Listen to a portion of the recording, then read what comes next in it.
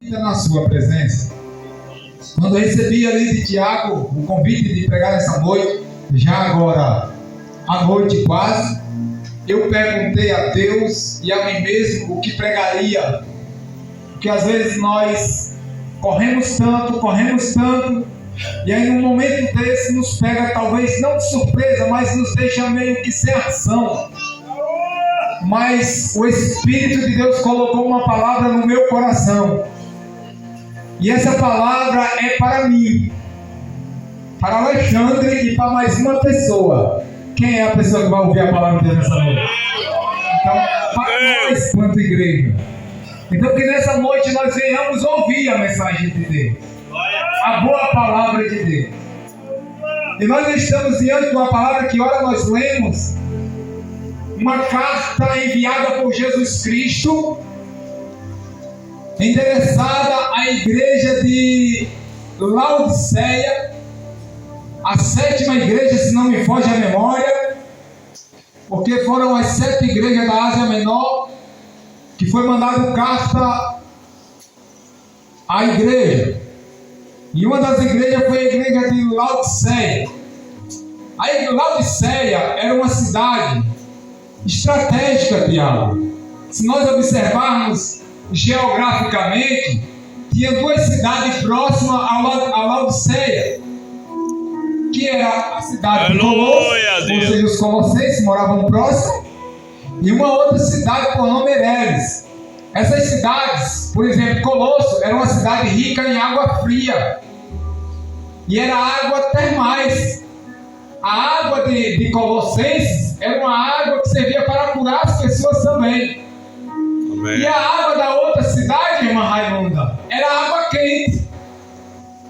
Por isso nós vamos ver no texto Jesus usar uma figura de linguagem da água morna.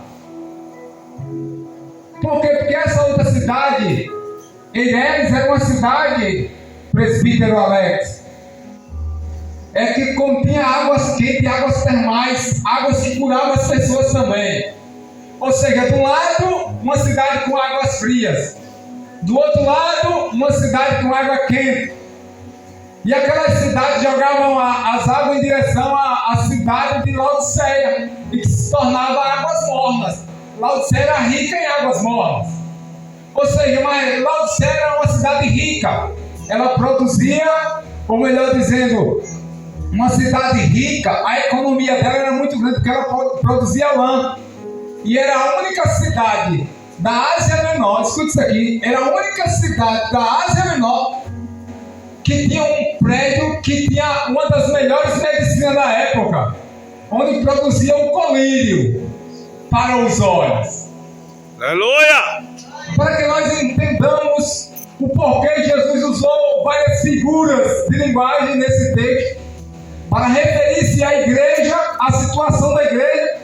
Jesus pega a cultura do povo, a água morna de Laodiceia, né? A medicina de Laodiceia, para mostrar a situação da igreja de Laodiceia. Se você for ler o texto e reler o texto, você vai entender a preocupação de Jesus por aquele povo. Porque era uma igreja preocupante. Por que, irmão Alexandre, era preocupante? Porque era uma igreja que entrou no comodismo. Era uma igreja que estava acomodada, porque o povo daquela cidade e a igreja daquele local disse: enriquecido estou, estamos ricos.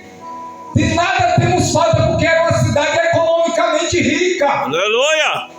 Era uma cidade onde o povo possuía, mas os viajantes que passavam naquela cidade, que tomavam água daquela cidade, vomitavam porque a água era morna. É verdade. Era rica, mas a água daquela cidade era morna. Irmão, não adianta sermos ricos financeiramente. Não adianta possuirmos casas, patrimônios altos, carros de luxo, se não temos o principal. Aleluia! A igreja de Laodiceia, se nós formos comparar com os dias de hoje, era uma igreja muito rica. Talvez nem olhasse muito para Jesus. Como o próprio Jesus disse: olha, vocês estão afastados, tomem cuidado. são mornos, eu vou vomitar da minha boca também. Porque tomara que você seja igual Colossenses, fria, ou igual a outra cidade, quente. Mas como vocês são mornos, vou vomitar da minha boca. Aleluia, tenha misericórdia. Irmãos, vamos entender melhor. Estamos vivendo os últimos dias da igreja na terra. Estamos vivendo momentos difíceis. Esses dias uma pessoa me disse dessa forma: irmão Alexandre, eu ainda não consigo entender como a igreja ainda está viva nesses últimos dias. Porque está difícil ser crente. Está difícil servir a Deus em santificação. Aleluia, verdade. Está difícil servir a Deus como a palavra de Deus determina. Porque os dias de hoje são sufocantes. O diabo não está brincando. O nosso adversário está destruindo a vida espiritual das pessoas. O diabo está encarcerando as pessoas. E observe uma coisa interessante. Nesse momento, auxiliar Fernando, há umas 2 semanas atrás, uma semana atrás, o Brasil estava eufórico com as políticas, com os políticos. E corre de carro, porque eu sou fulano, eu sou ciclano, porque eu sou isso, eu sou aquilo. Mas quando nós vamos para uma verdadeira realidade, nós estamos aplaudindo aqueles que são corruptos. Verdade. Aqueles que não administram bem nem as suas próprias casas para administrar uma nação, para administrar um município, ou um estado, ou um país. Verdade. E nós estamos mais preocupados com eles do que com aquele, aleluia, que é dono de tudo, de todos da terra, e que administra tudo ao mesmo tempo. Verdade. Aí o apóstolo Pedro diz: por se multiplicar a iniquidade, o amor de muitos se esfriará. Nós estamos vivendo o esfriamento da igreja, a mornidão da igreja nos últimos dias. Viemos para a igreja arrastados, com vontade já de voltar para casa. Eu estou falando de forma geral. As igrejas assim, eu vou para a igreja hoje. Mas é arrastado. Se dá uma oportunidade a alguém, meu Deus do céu. A mornidão, o comodismo entrou dentro da igreja. A igreja de Laodiceia estava dessa forma. Todo mundo acomodado porque as coisas melhoraram financeiramente. Nós estamos vivendo isso. Irmão, mas na minha casa falta mais, a vida financeira já é melhor do que há um tempo atrás. Com certeza. Aleluia. As coisas mudaram. Hoje está todo mundo correndo atrás de uma casinha. Glória a Deus. Hoje todo mundo tem o seu auxílio. Glória a Deus por isso. Hoje todo mundo tem o seu benefício. Louvado seja Deus por isso. Mas não podemos nos acomodar com o que temos, que isso é material. Jesus disse para aquela igreja: tomem cuidado, porque essa riqueza é da terra. Mas olha, observe aqui, a primeira vez que Deus não ordena. Mas é isso. A primeira vez que Deus aconselha uma igreja. Está escrito: aconselho a igreja de Laodiceia que de mim compre ouro refinado, provado, vestes limpas. Ou seja, ele está dizendo: venha a mim, venham me buscar, venham me adorar. O povo não quer mais Deus. O povo está se afastando de Deus.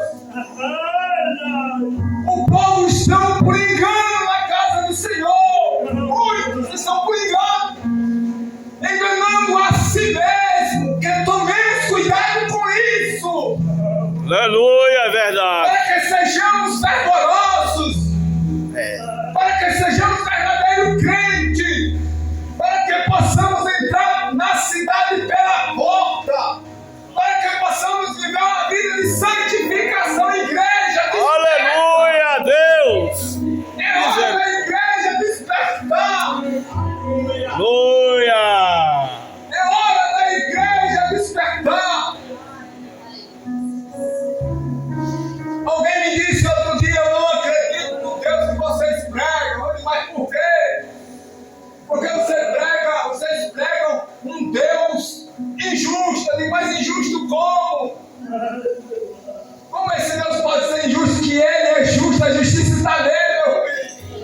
Aleluia, verdade. Como é que esse Deus mata, destrói? Porque primeiro vocês dizem que ele criou os céus e a terra e o ser humano, depois ele vai lançar no inferno. Como é que esse Deus é justo? Aí eu digo, olha, presta atenção numa coisa. Na Bíblia está escrito, no livro de Números, a partir do capítulo 19, uma história muito linda, e eu peço aos irmãos que depois leiam em casa, mas compreendam o que você está lendo. Não leiam só por ler a Bíblia, leiam para entender, leiam para se alimentar, leiam e mastiguem a Bíblia. Mastigue aquilo que você está lendo. Porque quando você vai se alimentar de qualquer comida, para você sentir o sabor dela, você tem que mastigar ela bem. Para ela ser bem digerida. E a Bíblia diz que Balaque, em Números diz que Balaque estava com medo do povo de Israel e manda chamar quem? Balaão, para que amaldiçoasse o povo de Israel. Quando chegam os mensageiros de Balaque até Balaão, sabe o que Balaão faz? Vai consultar a Deus. Deus, veio 2 homens aqui, a mandado de Balaque, para ele amaldiçoar o povo. Deus disse, não vai. Aí ele chama aquele, pode dizer a Balaque, eu não vou, que Deus disse para eu não ir.